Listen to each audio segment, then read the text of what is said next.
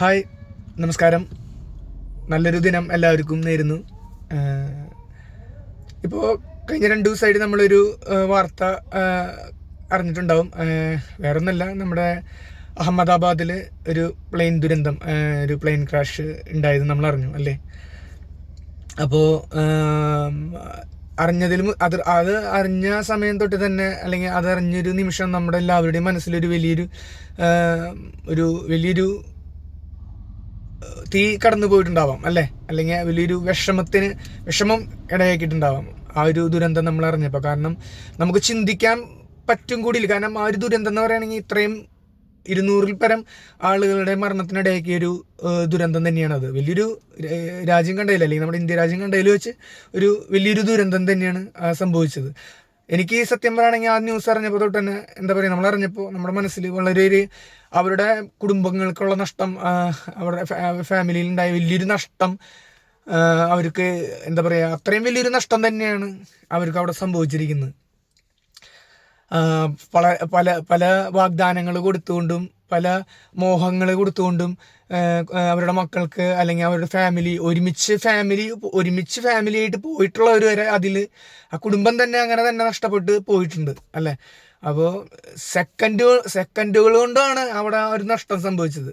ആ plain crash തന്നെ സംഭവിച്ചത് തന്നെയല്ല, ആ പ്ലെയിൻ വന്ന് വീണ സ്ഥലം, അതായത് കുറച്ച് MBBS സ്റ്റുഡൻസ് പഠിക്കുന്ന ഒരു ഹോസ്റ്റൽ, ഒരു ലേഡീസ് ഹോസ്റ്റലിൻ്റെ മുകളിലേക്കാണ് ആ പ്ലെയിൻ വന്ന് വീണത്. അപ്പം പ്ലെയിൻ വന്ന് വീണത് ഒരു ഹോസ്റ്റലിൻ്റെ മുകളിലേക്കാണ്.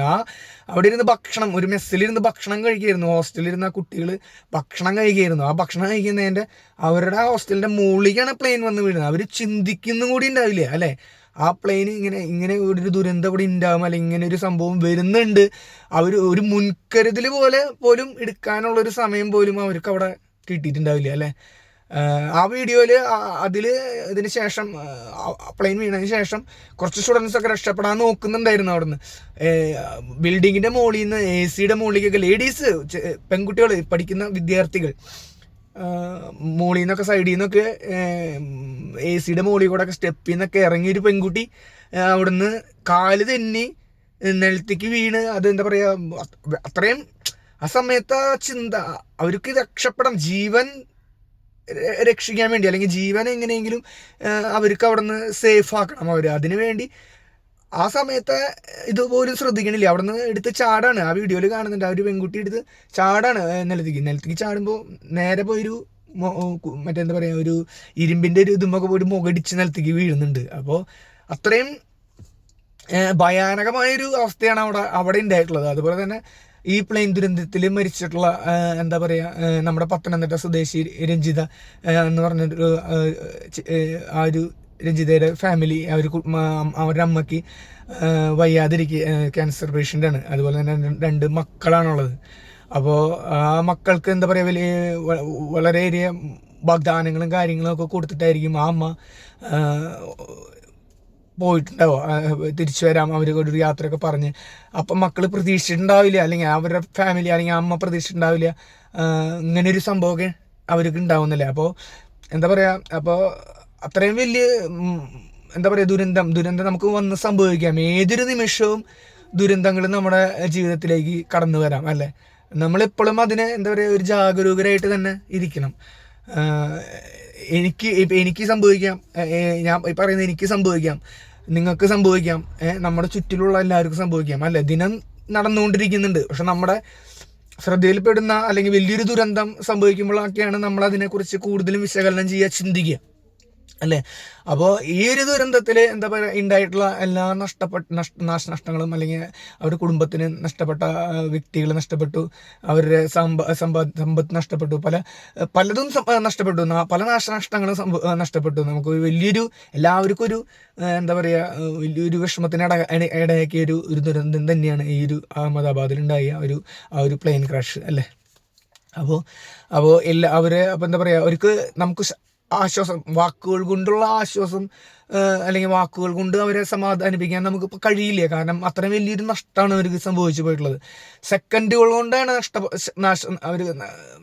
അവർ ആ ദുരന്തം ഏറ്റുവാങ്ങിയത്. സെക്കൻഡുകൾ കൊണ്ട് ആ പ്ലെയിൻ ക്രാഷിനെ അത്രയും വലിയൊരു സ്ഫോടനം തന്നെ സംഭവിച്ച് ചിന്തിക്കാൻ പോലും കഴിയില്ല, നമുക്കൊക്കെ ചിന്തിക്കാൻ പോലും കഴിയില്ല, അങ്ങനത്തെ അത്ര വലിയൊരു ദുരന്തം അവിടെ സംഭവിച്ചു കഴിഞ്ഞു അല്ലേ. അപ്പോൾ നമുക്ക് എപ്പോഴും വാക്കുകൾ കൊണ്ട് ഒരിക്കലും ആ ഒരു ദുരന്തം അല്ലെങ്കിൽ ആ ദുരന്തത്തിൽ ഇപ്പോൾ ദുരന്തത്തിൻ്റെ ഭാഗമാകുന്ന ആ വ്യക്തികൾ, അവരുടെ കുടുംബം, അവരുടെ മക്കള്, അവരുടെ പേരൻസ്, അവരുടെ സുഹൃത്തുക്കൾ, അവർക്കൊക്കെ വലിയൊരു വിഷമം അല്ലെങ്കിൽ വലിയൊരു തീരെ ദുഃഖത്തിലൂടെ കടന്നു പോകുന്ന സാഹചര്യമായിരിക്കും ഈ സമയം അവർക്ക്.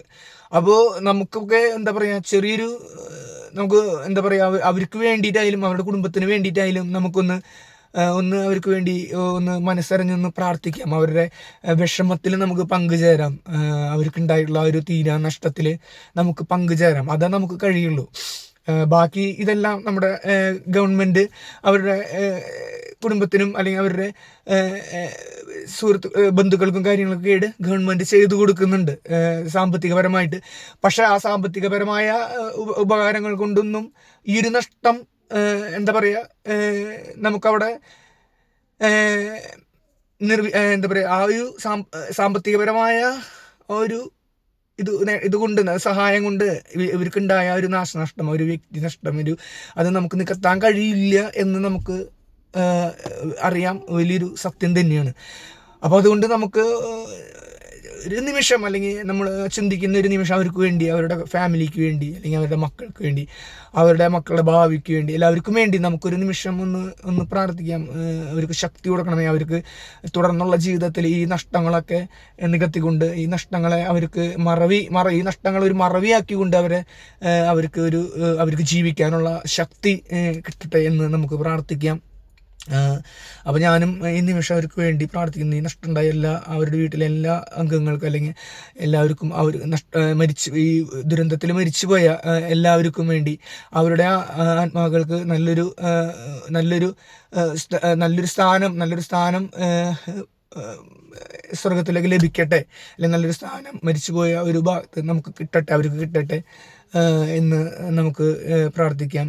അപ്പോൾ എല്ലാവരും അവർക്ക് വേണ്ടി ഒന്ന് പ്രാർത്ഥിക്കണം. അവർക്ക് വേണ്ടി ഒരു നിമിഷമെങ്കിലും അവരൊന്ന് ഓർക്കണം. കാരണം ഇന്ന് നാളെയും നമുക്കും വരാം ഇങ്ങനൊരു ദുരന്തം. നമ്മളും ഓരോ ദുരന്തങ്ങളിലേക്ക് നമ്മളും പോവാം. പക്ഷേ ഈ ദുരന്തങ്ങളിലേക്ക് പോകരുത് എന്ന് നമുക്ക് പ്രാർത്ഥിക്കാൻ മാത്രമേ കഴിയൂ. പ്രാർത്ഥിക്കാനും വളരെ ശ്രദ്ധ ചെലുത്താനും മാത്രമേ നമുക്ക് കഴിയൂ അല്ലേ. അപ്പോൾ ഓക്കെ.